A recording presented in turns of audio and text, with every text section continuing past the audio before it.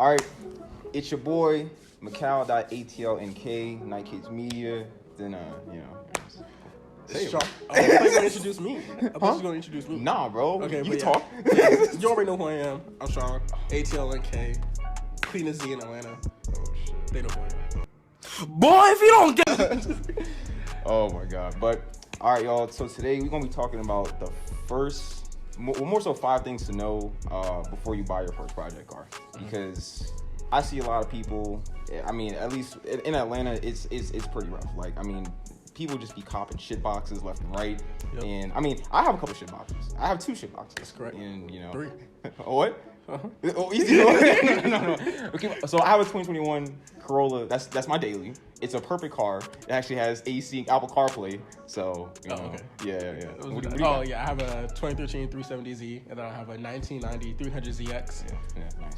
It's a little has a blown up right block now. in it. It's blown up right now. It was running before. It blew up See, now. All 3 of my cars run. All 3 of my cars run. I got so besides the Corolla, I got an 02 Bug-Eye Deborah X, and I got a 1995 GC8, which he went down there. I drove all the way to Pensacola, Florida to pick that shit up.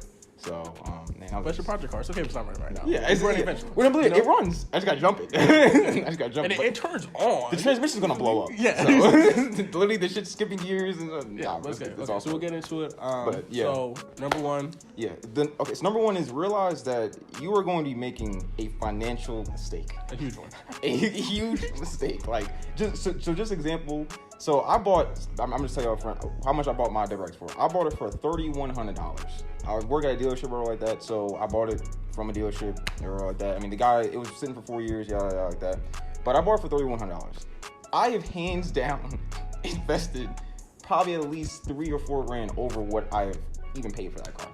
So, and you got it at a great price, so maybe you're breaking even. Yeah, yeah. But it's just like the overall shit of what I bought it for and the stuff that I've just input to get it to back to where, I mean, it runs pretty good and fine. There's a few things here and there that I gotta fix and stuff like that, but overall, like, you're gonna have to spend a lot of money to get it back because somebody has mutilated that car. Exactly. And then when you try to sell it, you're never gonna be able to get your money back for what you put into it. No. It's just impossible. It's not gonna happen. Like prime example, if you got a guy, well, so let's say you own like a 240 and you put like $50,000 of just money in that car. You're not gonna see that back again. Because who was buying a 240 for $50,000? Nobody's doing that. Nobody's doing that. Nobody's doing that. It's just like, you know, and as well too is, you know, don't. I say this, I mean, because right now we're in the times of where the market is insane. You know, these people are charging out the ass for some of these cars. I mean, there's still the 240 is still getting taxed. I mean, Deborah X's, they're still, you know, getting somewhat taxed. You know, I mean, just if it doesn't feel right, then just get what you want. You know, like if it doesn't feel right, then you can hold on. There'll be more out there. Now, I mean, unless like you're looking for IS300, then yeah, there's not out there. Yeah, there's not out there. But yeah, then that brings us to our point 2, which is like, make sure you save your money and buy exactly what you want. Yeah, exactly. Don't, just because you have $4,000, don't try to rush your purchase of a different car. Save up that extra $1,000, $2,000, $3,000 that you need to get what you really want, because it'll be more worth it in the end. Exactly, 100%. Like, the worst thing was you to buy. Well, first off, I mean, it's your hard money. You know, like you're gonna spend all that money on something that you don't really want. It just wouldn't make sense. It just wouldn't make sense. Now, on to point 3. Have a vision, have a plan. Don't be like one day you're gonna be like, yeah, I'm gonna make a drift build, and the next day you're like, yeah, I'm gonna shoot for like a rally build. yeah. It's like, come on, yeah, bro. I had like, the slam stance car, but now you know what? I think I'm gonna jack it up. It doesn't correlate. Yeah, don't impulse buy. Exactly. Like, really think about what you're trying to build. Yeah, and then don't try to go, you know, not trying to knock camber and stuff like that, but no. But the thing is, don't try to put negative 10 degrees of camber on your car and be like, yeah, I'm gonna shoot for 500-600 horsepower. It's not going to work. It's not going to work. It can work. It won't be very functional. You're not going to be getting any traction on those wheels. Yeah, but the thing is, you know, Crispy, he has his Legacy that is cambered the hell out, and he's putting like 600 horsepower down. I don't know. But I mean, I guess easier with all-wheel drive car than rear-wheel drive. Yeah, maybe. Yeah. But I don't know. I see. The thing is, like, I mean, it's pretty clean, but it's like he runs a lot of camber on that car. He's putting a lot of horsepower. It's also where it's like I don't know if that's safe, but I mean, do it at your own risk, bro. Just do it at your own risk. Though. Make sure you base your build off how you want to build it, not anybody else. Because no matter how you build your car, how perfect it is, someone has something to say about it. Because even like TJ Hunt, bro, he built that beautiful her car. Oh yeah. And people still in the comments like, this is trash. Why would you scratch this car like this? The thing is, you can't make everybody happy. Please anybody, and that's just like that one video when that dude in blue, he was talking about how like you can have like a 1-of-1 Koenigsegg and then they'd be like all like the wheel tread on it. Like, bro, you can't please everybody. You can't please everybody. You can't please everybody. And another thing too as well is don't like. Just like before, if you have a vision, you have a plan and goal, which is the reason why if you go to a tuner, they ask, what do you plan on doing for like horsepower wise? Right. They'll ask you, what are you trying to accomplish? And you just try to have a plan, a base overline of what you're trying to do overall, so that you don't have to double up on parts. That's a big thing as well too. A huge thing, because you wouldn't want to buy some fuel injectors for like 900 cc's, but then you're trying to shoot for 700-800 horsepower. That's not going to work. Exactly. And at that point, you just spent $300-400 on some fuel, some fuel rails, fuel lines, or like that. You could have just copped the one that you actually needed originally, and now you got to try to sell those, which you're probably not going to sell them. Exactly. So, or you're not going to get the return on what you bought them for. Yeah, so. Never will with car parts. Exactly. On to point 3, don't bite off too big of a project. Yeah. Don't do that. And that's a big thing. We see a lot of people who buy cars like these rusted out 240s and like these rusted out just shit boxes, and then they just end up sitting forever because like they don't know what they're doing. They've never built a car before, but they're like, okay, I'm gonna go pick up this car with no block in it. Nothing, bro. And we're gonna trailer it to my house and we're just gonna build it. Like they never built an engine. Exactly. They never pulled an engine out of a car. It's know what you're getting into. Exactly. Yeah, it's all baby steps. Yeah, it's baby steps. It's all baby steps because you can't like. I mean, like even with my GC, it's gonna be a lot, but like it's gonna be a learning experience. That's why whenever I more so start moving on to working on that, over like the bug eye and stuff like that, y'all be, we'll kind of see the process and stuff like that. But it's gonna be a full learning experience for everything because I've never, installed a wide body kit. I've never, swapped out an entire drivetrain onto a car, but I'm gonna do it. But the thing is, like, you have to just talk to people. Like there's people that will help you. Don't think that you're, if you live out in the middle of nowhere and stuff like that, then it's a little difficult. You can't really pull up to somebody. But if you can reach out to people like on Instagram, exactly. Just hit somebody up. Like somebody has done it before. Somebody has done that before. Yeah. It just whatever problem you're looking at. I mean, there's certain things that you can't find, but your project car should just definitely not be your first car, your starter car. Oh yes, it should not even be your daily. It should not be your daily. Please don't bring your one car to the drift track one day and then be like, drive into the track one day to drive into work. That's not gonna work. So point number 4, y'all, don't cheap out on parts. Don't cheap out on parts. Don't want to do that because you'll always regret it. Please, just don't, bro. You'll always regret it. Just don't. Please, just don't do that because you buy that that eBay Turbo, eBay Turbo. Thank you, Jesus Christ. eBay Turbo. Yes, if you buy that, man, some of them are pretty good, some are not, but just know that you're gonna get yourself in a world of shit. You buy like.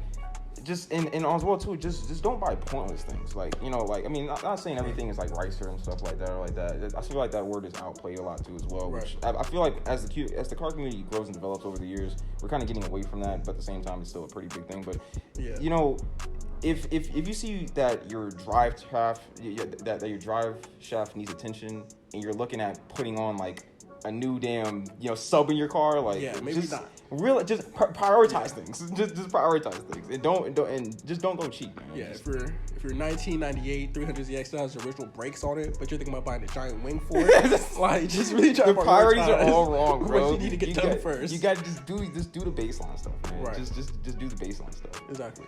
So brings us to point number 5, our last point. Literally maintenance before mods. Always. Maintenance before mods. Always. Literally.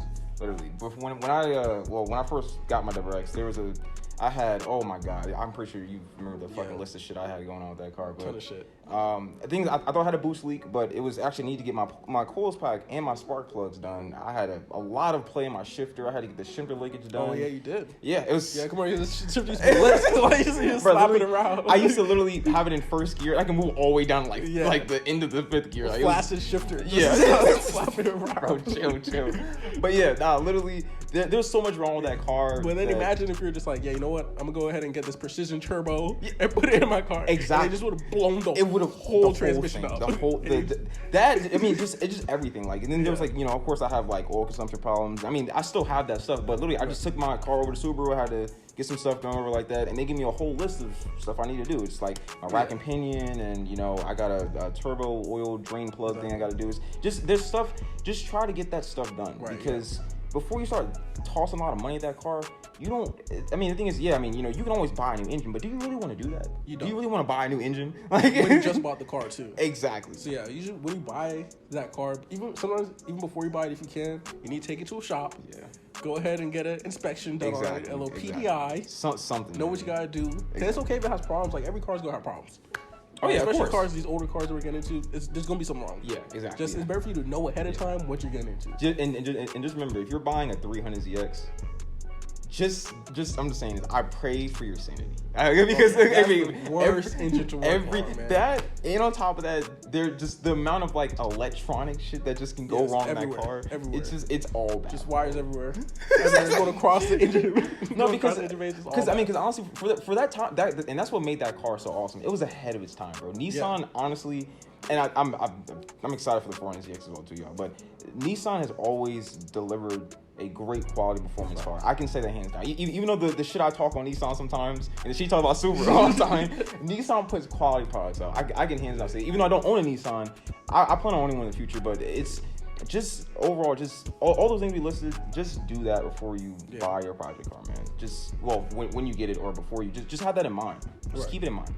That's it, really, man. Just keep that in mind.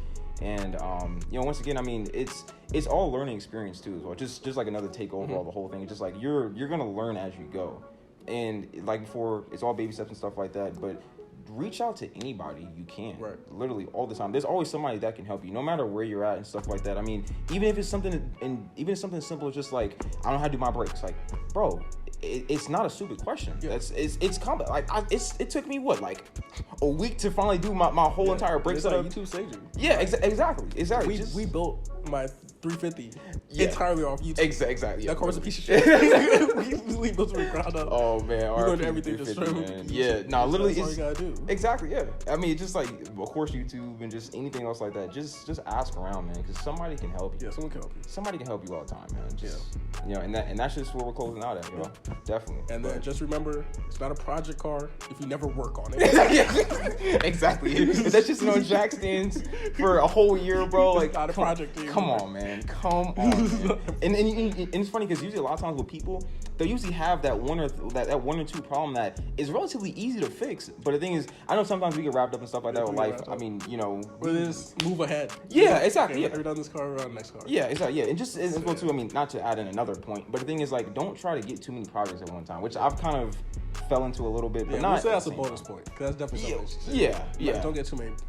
Not too many projects at one time. Yeah, please. Never keep it to 1, 2 max. No, because that's like how the guy. So when the guy that Sean bought his 300 off of. Yeah, he had a bunch of projects. Yeah, he did. Yeah. I remember he was like doing like 3 cars, 4 cars. Nah, that's too much, man. That's too much going. Because the thing is, your mind is so just all over the place on each and every single car that you can't put all your efforts in one thing. That's kind of like anything in general in life. Like if you don't focus on one thing, all the rest of the stuff is not going to get done. Rather, if you focus on that one thing at that one time, then you can get that done and just overall. Or maybe you might I don't even want to work on this other car anymore. Right. Then before you put all your money into it as well, you can just get rid of it. Exactly. So it's just it just makes sense. Just do it all in terms of process. That's everything, bro. It's everything. It's not too complicated. So it's a car. It's just metal and wires. That's just metal wires and oil and gas, bro. That's all it is. Yeah. But I guess that's good. Yeah, man. Yeah. Well, Nike's Media. You know what I'm saying? Follow us on Instagram and stuff like that. We're trying to post more.